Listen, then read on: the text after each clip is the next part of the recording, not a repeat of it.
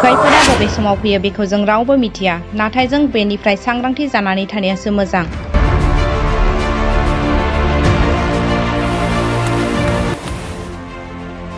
बेफोरबायदि समाव जों रावनिबो हेफाजाब लायालाबानो गाव गावनो सांग्रांथि जानानै थानांगौ, नङाब्ला जोंहानो खैफोद दं। बे समाव बरमुगलि गामिनि मोनसे बाखनायथाव हाबाफारि।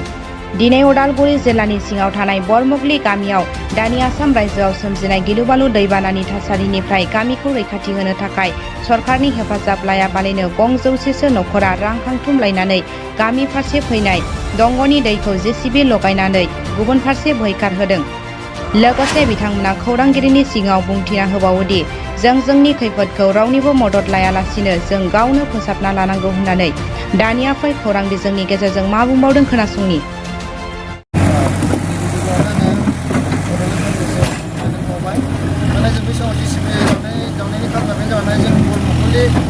गामिया माने जोङो भुटाननिफ्राय जों मोनसे केनेल जावनानै जों दै लाबोयोमोन।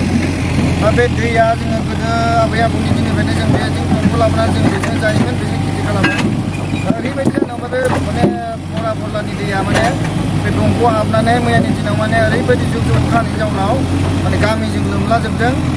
उफाय गैयियाव जों बे गामिजों लोमलाजोबनायखौ जोङो जाहाथे जों भबिष्यतावबो बिदि माने जाहाथे बिदि बिपद जाया, जाहाथे जोंनि गामियाव बिदि माने दै लोमबाव होनानै जोङो जेसिबि लानानै जोङो जौसेसो न'खरा साफा खालामखांनानै जोङो जेसिबि लाबोनानै बे सापखौबो जावना होदों, जाहाथे माने अभार दै फैयोब्ला जाहाथे बेजोंनो माने खावसे आधा माने दैया माने बेलेगजों थाङो होननानै जोङो गामिनि सेफटिनि थाखाय जों बेखौ जेसिबि लानानै जावनाय जाबाय आरो।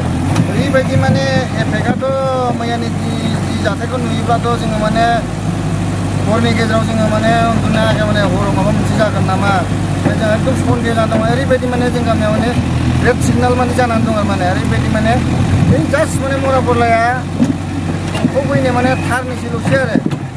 दा ओंखायनो आं सानो माने जोंनि बिटिसिनि माने गाहाय मावफुं सोद्रोमा CM प्रमद बर' सारखौ आं खावलायो जे जाहाथे नोंथांमोना जोंनि बे दुखुथिया रायजो राजा अलखदाव गोग्लैनो नागिरनाय जों रायजो राजाफोरखौ नोंथांमोना नायफैयो। आं लोगोसे बेखौ खावलायो जोंनि मानगोनां बिटिसिनि डिपुटि CM बा जोंनि उदालगुरि बिधान सभानि MLA मानगोनां गबिन्द चन्द्र बसुमतारी, जाहाथे सारा अननानै जों गावनिनो समस्थिनि होननानै जाहाथे जोंनि बे अलखदाव गोग्लैनो नागिरनाय जोंनि रायजो राजाफोरखौ एसे अनसायफैनानै नायफैगोन होननानै आङो रायजो राजानिफ्राय सारमोननिसिम गुरै खावलायहरनाय थाबाय आरो। दा बेबायदिथ' जोंनियाव माने मेसेजथ' मोनहैदों। मैया आङो एसे खबर हरनाय जादोंमोन आरो प्राइमारि लेभेलनिफ्राय। दा बे जे आङो माने डाइरेक्टलि माने सारमोननिसिम गोजौ लेभेलसिम खबर हराखै, माने प्राइमारि लेभेलनिफ्रायनो जों थांनांगोनथ'। दा जोंहा प्राइमारियाव जोंनि UPPLनि मानगोनां जा जोंनि बरला प्राइमारिनि रनजित दैमारि, आं बिथांखौ मोनायाव मेसेज हरदोंमोन जाहाथे नोंथाङा सारमोननिसिम गोजौसिम एसे मेसेज हरदो होननानै। दा बिसिम दिनैसिम माने गोजौ लेभेलनिफ्राय रावबो माने बिदि खबर लाग्रा नुजाफैयाखै आरो। जाहाथे माने आं खावलायो जे दिनैनि बे रायजो राजानि गासैबो खौसे जानानै जों खावलायोदि माने सारमोननिसिम जेनेबा जोंनि बे जेनोखि थासारि जानो थांगासिनो दं बेखौ जाहाथे जायनि सिगां जोङो साखा-फारा जानानै थानो थाखाय जोङो रायजोआव साखा-फारा जानानै दिनै सारमोननिसिम जोंखौ नायफैगोन होननानै गुरै खावलायहरनाय जाबाय आरो।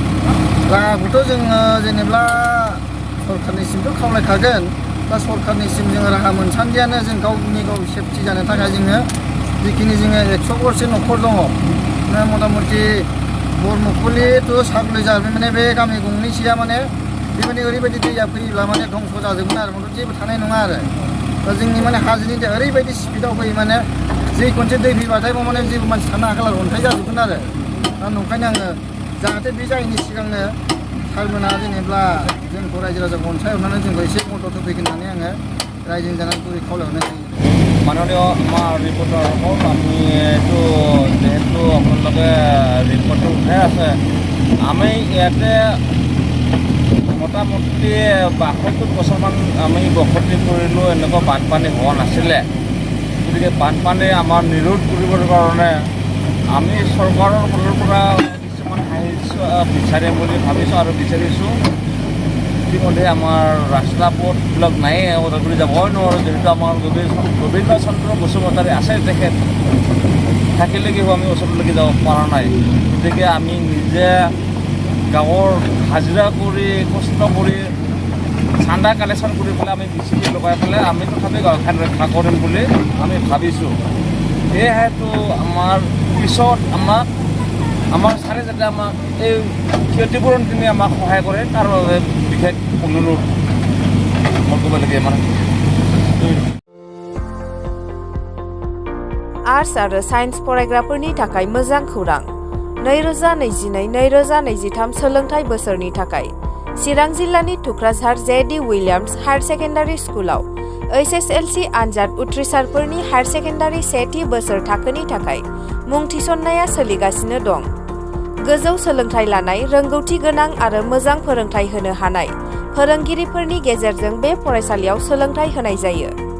बे फरायसालियाव आलादा हौवासा आरो हिन्जावसाफोरनि थाखाय हस्टेलनि खाबु दं। गोग्गो आरो गुन गोनां सोलोंथाइ लानो थाखाय जे.डि. उइलियाम्स हायार सेकेन्डारि स्कुलाव मुं थिसननायनि खाबुखौ लादो।